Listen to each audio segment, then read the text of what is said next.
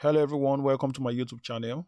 Today I want to talk about a very easy and simple to use strategy that you can backtest and try out on your free time to see how this strategy works. Now, today we want to talk about the TMA Divergence Indicator.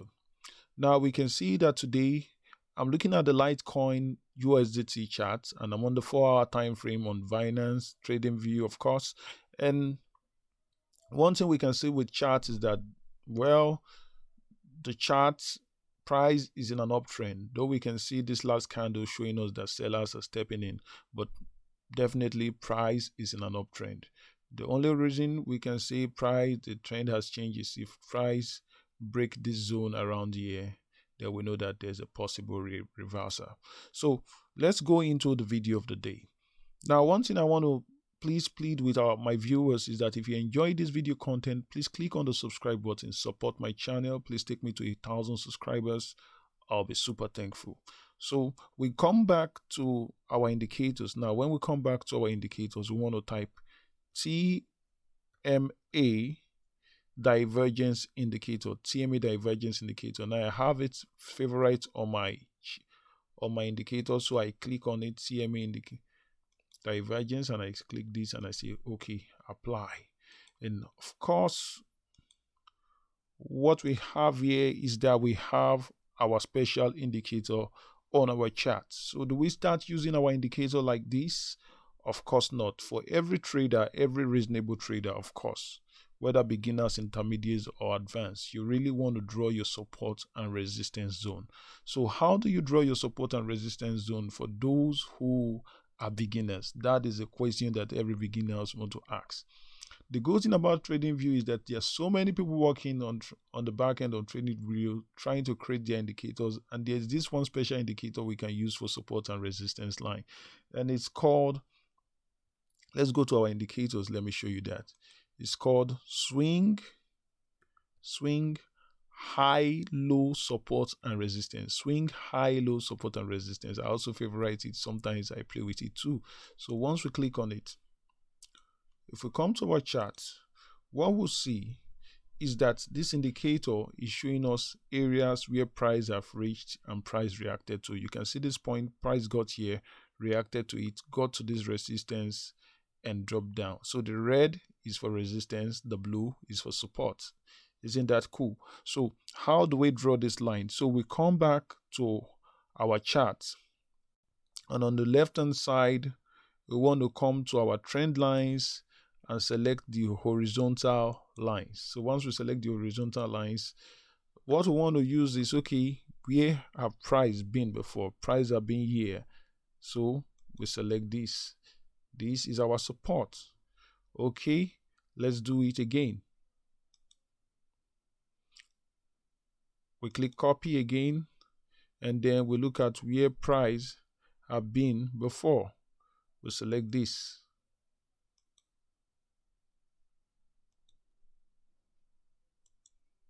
Right click, paste, we bring it here. Okay, where price have been before again, we click here, or I click this place, we'll paste again. We'll take it from here and put it there. All right. Then what is happening here? We see that, okay, price have been here again. We'll select this and put it here. Now you can see that I didn't draw on every line. I was just selecting lines that were somehow close to this, what is happening with price. And here too, I didn't select this top one because price only touched it once. All right, price touched this a multiple times. So it was here, it was here, it was here. So I used the one that had multiple touches for this recent price action. So I know that when price breaks from this point, it's definitely going to come here rather than use this point. All right. So, well, basically, let's continue. So I'm through with this indicator, so I remove it from our chart. So the next interesting thing we want to see is that we are coming to the business of the day, which is our TMA RSI Divergence Indicator. Anytime we see this indicator, we want to use it. It's going to be showing us where there are RSI divergences in price and the RSI indicator. And once you have that, you know that there's a possibility that price is going to react at that close to that point or at that point. Now, for this one, we got a bearish divergence indicator, all right, signal. So when we got a bearish divergence signal around this point, let me pick my drawing tool.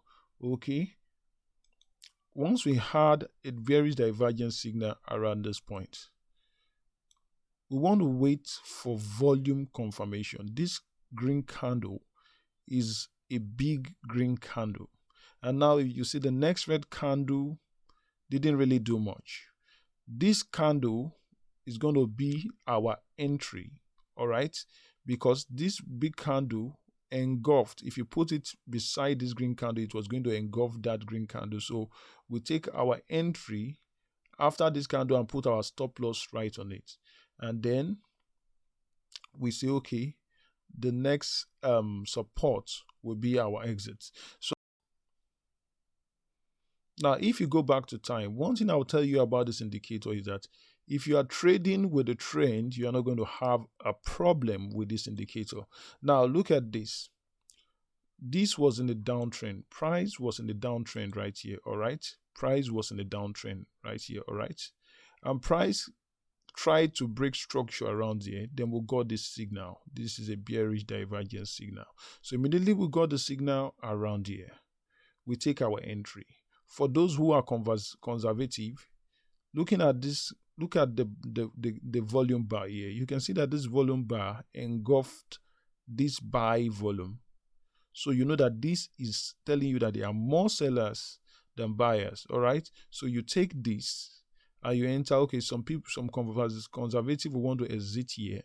Why some may even take it a step lower and say, okay, I'm going to exit here. All right, you can see that is even a fine. So you can see that was even a fine support level because of so many touches there. So they exited here, which is also good. So every time you are getting this signal, you are trading with the trend. So you see, we had a bullish divergence here, right here. I said, okay, if you've entered here, I said, okay, my exit will be around here. Now you can see that is a fine resistance line. Something was happening around here. So you entered here, and once it got to the resistance, guess what? We got another signal, bearish divergence. Now because the market is in a bearish market, we took this trade, all right? But if you monitor this trade, you will see that price became choppy. There was not much business around here. So you know that you may not be able to get the momentum to the support again. And then we got here again. You could see that the momentum was so low that price didn't even get to the resistance. So we were trading in a range from this point to this point. We are trading in a range until we got here. And when we got here, we got a bullish signal, but prices, nothing was happening here. So we really don't want to trade in a ranging market. So you use the volume bar for confirmation most of the time, because once you have the volume to support your signal, you are good to go. Now, if you look at this is a bearish divergence. Now you can see that the next bar didn't engulf the buy volume, though it was a big candlestick, but it didn't engulf. So we know that we are not really going to get much out of this trade. Unlike, let's say this. Okay, bullish divergence. Now look at this, bullish divergence, and you can see that the next candle, the next volume bar engulfed the previous volume bar, and guess what? We had 1, 2, 3, 4 candlestick, but it didn't. We actually got to the resistance, and which really makes some sense. But always make sure that you are trading this indicator, you're trading in line with the trend.